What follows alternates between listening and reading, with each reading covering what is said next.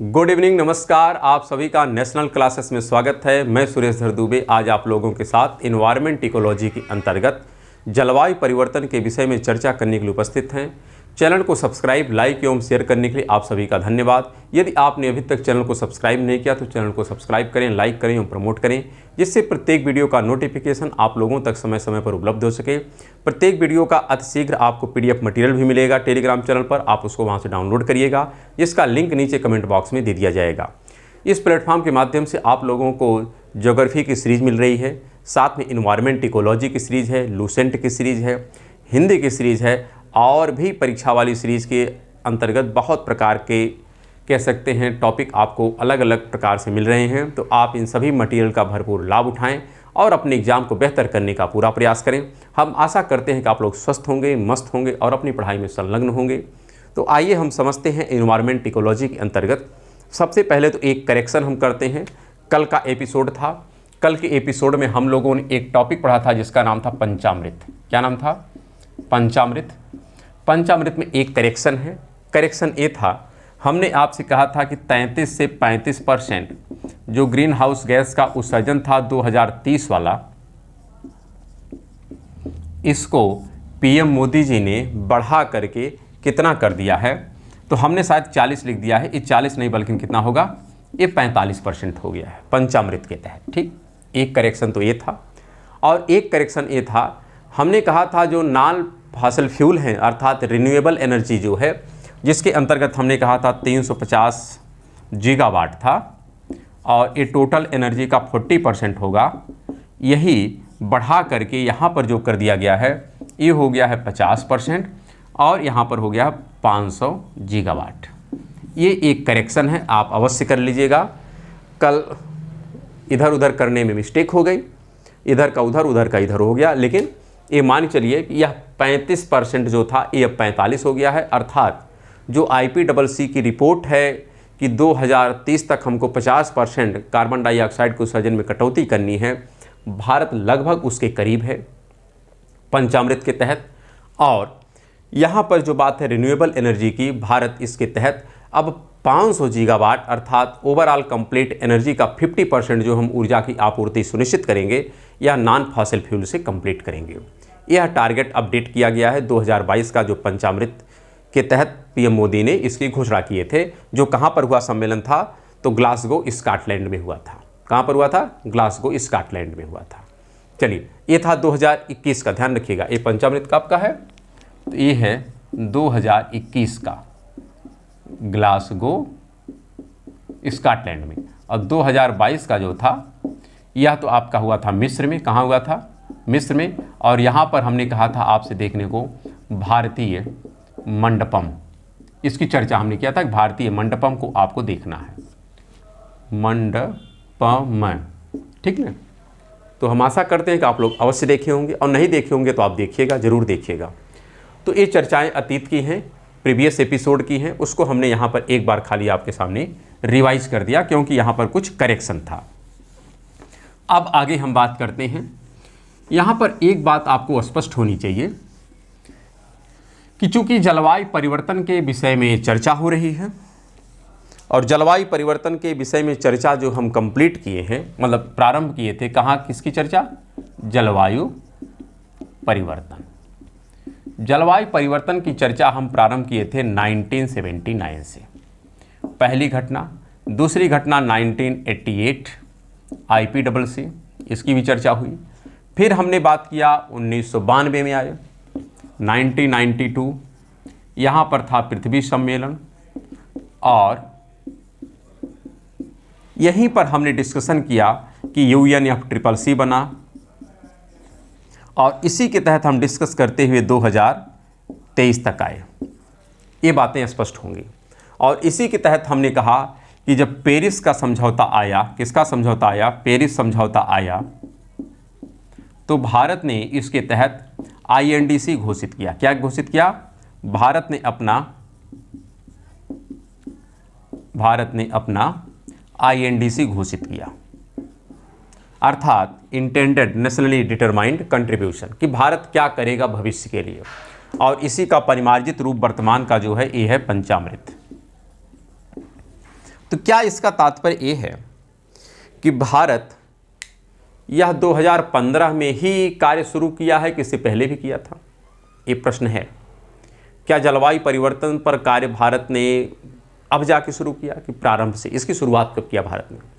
तो देखिए, भारत वैसे क्योटो प्रोटोकॉल के प्रावधानों को अपने ऊपर एक्सेप्ट नहीं करता था, क्योंकि भारत एक विकासशील राष्ट्र के दायरे में आता है।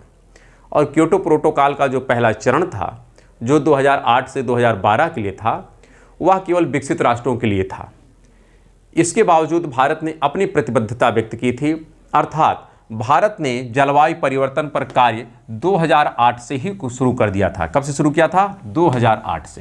तो यह बात आपको स्पष्ट होनी चाहिए कि भारत ने जलवायु परिवर्तन पर कार्य कब से प्रारंभ किया है। तो भारत ने 2008 से ही प्रारंभ कर दिया है, अर्थात जलवायु परिवर्तन के लिए, जलवायु परिवर्तन के लिए उत्तरदायी नीति का निर्धारण भारत ने 2008 में ही प्रारंभ किया। कब प्रारंभ किया? 2008 से ही प्रारंभ कर दिया है, प्रारंभ कर दिया है। और इसके तहत जो प्रारंभ किया गया है, यह है national action plan of climate change. ध्यान रखिएगा, national action plan on climate change. National action plan on climate change. Bharat अपना 2008 में ही यह कार्य शुरू किया था, अर्थात भारत का जो national action plan on climate change है, ये 2008 का है। कब का है? 2008 का है। और इसके तहत आपसे पूछा जा सकता है national action plan on climate change Bharat का कब का है? तो 2008 का है। और इसके तहत भारत ने 8 लक्ष्य निर्धारित किए हैं। कितने लक्ष्य निर्धारित किए हैं? 8 लक्ष्य निर्धारित किए हैं। तो आपको ये 8 लक्ष्य क्या हैं भारत के national action plan on climate change? आप सर्च करिएगा नेट पे, national action plan on climate change. उसमें 8 लक्ष्य हैं। कितने लक्ष्य हैं? 8 लक्ष्य हैं। और इस 8 लक्ष्य में कौन कौन से लक्ष्य हैं आपको ध्यान रखना है और पढ़ना है। इसमें आप देखेंगे सोलर पावर आता है, इसी के अंतर्गत हम कहीं न कहीं कार्बन सिंक की बात करते हैं। अन्य जितने भी एस्पेक्ट होते हैं पर्यावरण के हित में, ये सब यहाँ पर निर्धारित किए गए हैं। 8 लक्ष्य की चर्चा की गई है। आपको 8 लक्ष्य सर्च करना है और लिखना है। हाँ, ये बात दूसरी है कि आपसे यह क्रम तो नहीं पूछेगा, लेकिन 8 लक्ष्य में कौन है कौन नहीं है ये जरूर पूछेगा। तो इसलिए आपको यह 8 लक्ष्य याद करना है और पढ़ना है अपने से। तो हम आपको केवल एक सीक्वेंस बता रहे हैं, बाकी कुछ कार्य आपको भी करना है कि भारत का नेशनल एक्शन प्लान के 8 लक्ष्य कौन कौन से निर्धारित किए गए हैं। तो आप इसको याद करिए। अब अगर हम आगे आएँ तो एक टॉपिक हमको महत्वपूर्ण है और जो समझना है, ये सब अभी जलवायु परिवर्तन पर ही कार्य हो रहा है, इसलिए जलवायु परिवर्तन की ही चर्चा अभी हम कंप्लीट कर रहे हैं। और जब जलवायु परिवर्तन कंप्लीट हो जाएगा तो दूसरा इसमें पार्ट हम स्टार्ट करेंगे। यहाँ पर अगर हम आगे बात करें तो चूंकि पेरिस का जो समझौता था, क्या था? जो पेरिस जलवायु समझौता था 2015 का, जो 2015 का है, लेकिन एक्टिवेट कब हुआ है? तो एक्टिवेट हुआ है 4 नवंबर 2016 को लागू हुआ। ये बात तो ठीक है ना? लागू हुआ कि यूएस यहाँ से क्या हो गया? विड्रॉ हो गया। और विड्रॉ होने के बाद ही अब होता है यहाँ पर इस पेरिस जलवायु समझौते का अब मानते हैं कि अब हमारा एक्टिवेट हो गया 2016 में। तो इस पेरिस जलवायु समझौते की समीक्षा की जाती है। क्या? समीक्षा हेतु, ध्यान रखिएगा, समीक्षा हेतु 1 प्लेनेट, क्या? 1 प्लेनेट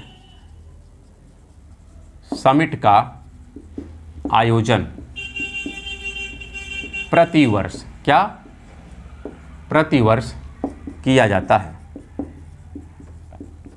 2017 से। कब से?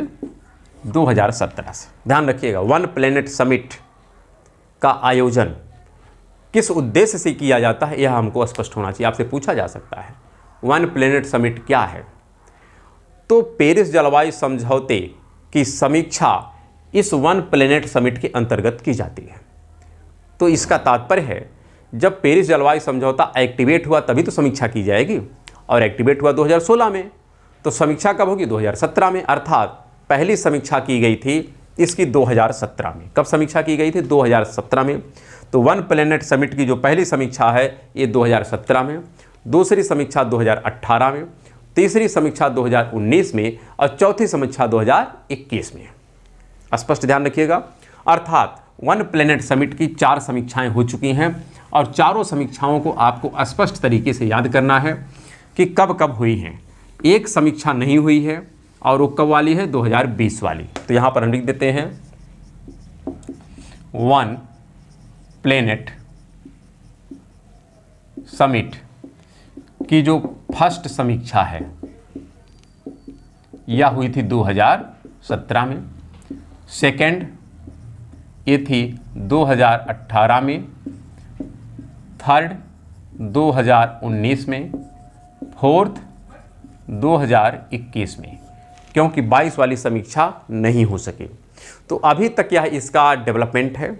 अगर इस पर कोई और समीक्षा होती है तो आपको स्वतः अपडेट करना पड़ेगा, क्योंकि और तो अब ये भविष्य का विषय है ना, तो भविष्य में जो भी घटनाएं घटित होंगी यह आपको अपने से अपडेट करना पड़ेगा। तो यहाँ तक की जो चर्चा थी यह चर्चा कंप्लीट होती है जलवायु परिवर्तन की।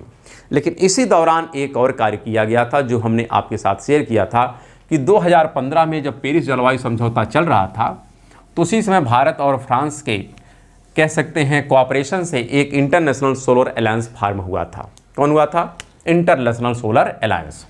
तो ध्यान रखिएगा, अब डिस्कस करना है IS से जो 2015 की घटना है, इंटरनेशनल सोलर अलायंस। ये जो इंटरनेशनल सोलर अलायंस है 2015 का है और इसके अंतर्गत भी हम कह सकते हैं जो हमारा टारगेट है। अब देखिए, अब बहुत सी बातें हैं जो हमको डिस्कस करना है, लेकिन यहाँ पर अगर हम बात करें कि इसका हेडक्वार्टर कहाँ है, तो हेडक्वार्टर आपका मिलता है गुरुग्राम में। कहाँ मिलता है? गुरुग्राम। और गुरुग्राम कहाँ है? भारत में है। ठीक है, गुरुग्राम में हेडक्वार्टर हो गया। फिर यहाँ पर बात होती है कि इसका लक्ष्य क्या है। वैसे इसकी थीम क्या है ये भी ध्यान रखिएगा। थीम, तो थीम है वन वर्ल्ड या one sun, one world and one grid. One grid, इसका तात्पर्य है सन एक है, वर्ल्ड एक है, विश्व एक है और ग्रिड एक है। अर्थात सभी को इंटरकनेक्ट कर देना चाहिए कि चाहे वह कहीं का भी राष्ट्र हो, सब अपने पावर का एक दूसरे के साथ क्या करेंगे? शेयर करेंगे। तो one world one sun one grid क्या है? इसका थीम है, मोटो है। इसका जो लक्ष्य है, लक्ष्य ये है कि हम क्या करेंगे? $1000 बिलियन का, कितने का? $1000 बिलियन का फंड जनरेट करेंगे। क्या करेंगे? सोलर बैंक फंड होगा। यहाँ पर ध्यान रखिएगा, सोलर बैंक फंड होगा। अर्थात $100 बिलियन का एक फंड जनरेट किया जाएगा और यह पैसा खर्च कहाँ पे होगा? तो 1000 गीगावाट सोलर पावर, क्या करने के लिए? सोलर पावर इससे जनरेट की जाएगी। देखिए, इससे पूर्व हमने कहा था एक फंड था ग्रीन क्लाइमेट फंड, जो 2010 का था। कानकुन मैक्सिको में सम्मेलन के दौरान उसका फॉर्मेशन किया गया था और उस फंड का साइज था $100 बिलियन, अर्थात 10,000 करोड़ डॉलर का वो फंड था। लेकिन यहाँ पर जो सोलर बैंक का फंड है, यह फंड का साइज होगा 100 नहीं बल्कि 1000 है। क्या है? 1000। और 1000 का यहाँ पर तात्पर्य अगर क्या है, अगर इसको समझे तो यह होता है करीब करीब $1 लाख का फंड है। कितना है? $1 लाख। $1 लाख करोड़। थोड़ा ध्यान रखिएगा, अगर ऐसे लिखेंगे तो बहुत छोटा हो जाएगा। जैसे हमने कहा 10,000 करोड़ का, तो वैसे यहाँ पर होगा 1 लाख करोड़ डॉलर। क्योंकि कभी कभी प्रश्न जो पूछा जाता है, प्रश्न बड़ा अटपटा रहता है, हम लोग कर नहीं पाते हैं। उसका बेसिक कारण ये है कि हम लोग यूनिट को चेंज करना नहीं जानते हैं। यहाँ पर लिखा है बिलियन और उसने इस टर्म में पूछ लिया तो थोड़ी सी असुविधा होगी। इसलिए आप प्रयास ये करिएगा कि यूनिट को चेंज करना समझ जाइए कि मिलियन कितना होता है, बिलियन कितना होता है, ट्रिलियन कितना होता है। अगर आप ये समझते रहेंगे तो आपको प्रश्न बनाना काफ़ी सहज हो जाएगा। तो अगर हम बात करें इंटरनेशनल सोलर अलायंस का, जिसका हेडक्वार्टर गुरुग्राम भारत में है, इसका जो थीम है one sun one world one grid है। इसका जो लक्ष्य है $100 बिलियन का एक फंड हमको जनरेट करना है और इसका उद्देश्य होगा 100 गीगावाट सोलर पावर प्रोड्यूस करना। ये हमारा लक्ष्य है और इस लक्ष्य को प्राप्त करने के लिए भारत सरकार पूरा तत्पर है और इंटरनेशनल कोऑपरेशन भी इसमें होता रहता है। यहाँ पर इसमें सदस्य कौन होगा ये भी हमको समझना है। तो कर्क और मकर रेखा के मध्य जितने भी राष्ट्र हैं सब इसके सदस्य होंगे। ध्यान रखिएगा, प्रारंभिक था यही कि कर्क और मकर के मध्य के सभी राष्ट्र क्या करेंगे, इसमें पार्टिसिपेट कर सकते हैं। यहाँ पर हम कह सकते हैं कर्क एवं मकर रेखा के मध्य के सभी राष्ट्र इसके सदस्य हो सकते हैं और इसकी जो टोटल संख्या है 121 है। कितने हैं? 121 राष्ट्र हैं जो इसके सदस्य हो सकते हैं। लेकिन कालांतर में क्या किया गया, हम कह सकते हैं कालांतर में यह शर्त हटा दी गई। यह जो शर्त है यह शर्त समाप्त कर दी गई। ध्यान रखिएगा, कौन सी शर्त? कर्क और मकर की।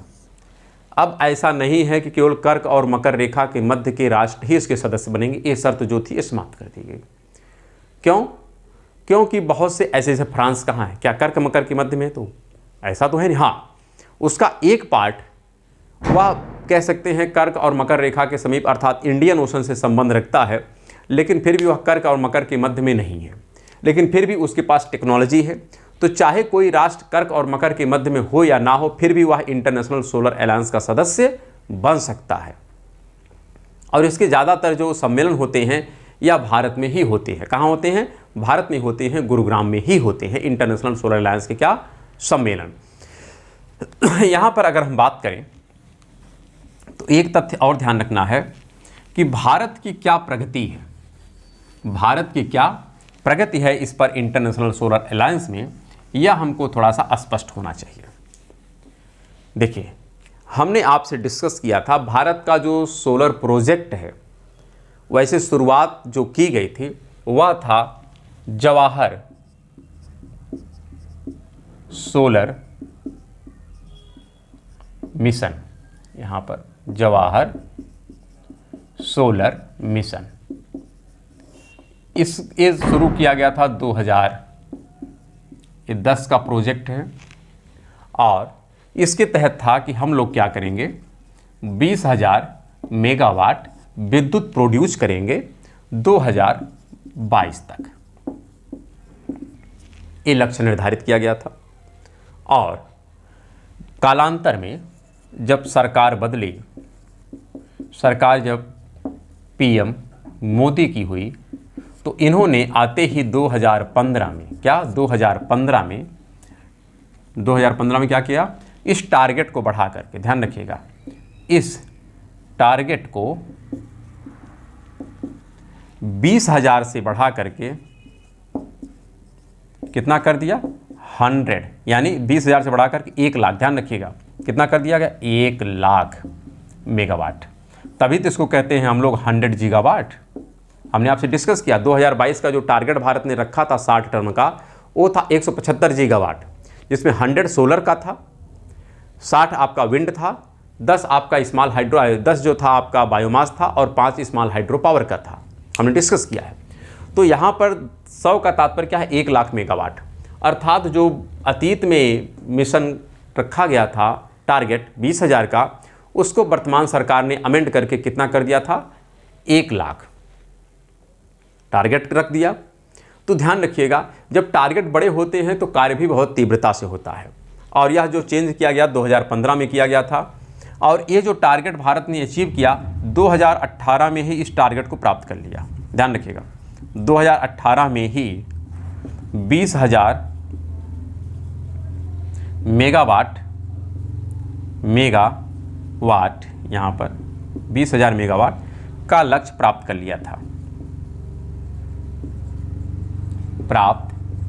लिया था, सोचिए जो टारगेट अतीत का 2022 में प्राप्त करने को था, जैसे ही भारत सरकार ने इस लक्ष्य को अमेंड किया, बढ़ाया, तो समय से 4 वर्ष पूर्व ही अपने लक्ष्य को, पुराने वाले लक्ष्य को प्राप्त कर लिया। अर्थात जो 20,000 वाला लक्ष्य था वो 2018 में ही प्राप्त हो गया। अर्थात वर्तमान में भारत सरकार लगभग अपने इस टारगेट को पूरा करने के कगार पे है। तो ये ऐसा क्यों हुआ? क्योंकि हमने अपने टारगेट को इन्हांस किया है, बढ़ाया है, इसलिए हमने अचीव किया है। यहाँ पर अगर हम बात करें कि यह जो 100 गीगावाट का यहाँ पर था, इसमें भी कुछ कह सकते हैं इसका फ्रैक्शन बनाया गया है। इसमें से भी भारत सरकार ये कहता था कि जो 40 गीगावाट है यह जो हम प्रोड्यूस करेंगे यह रूफ टॉप होगा। कैसा होगा? रूफ टॉप सोलर पावर होगा। ध्यान रखिएगा, रूफ टॉप सोलर पावर होगा। अर्थात 100 गीगावाट जो हम विद्युत प्रोड्यूस करने का लक्ष्य रखे हैं 2022 का, इसमें से 40 गीगावाट तो हम ऐसे पैदा कर लेंगे जो सन के घर के ऊपर हमारे क्या होते हैं, जो सोलर पावर लगाए जाते हैं, उससे हम प्राप्त कर लेंगे। काफ़ी लंबा टारगेट है। शेष जो है हम पावर प्लांट बनाएंगे, solar power plant, solar park बनाएंगे, जिससे हम अपने लक्ष्य को प्राप्त करेंगे। तो यह भारत सरकार का एक अनूठा लक्ष्य था। तो ये सब लक्ष्य था 2022 का।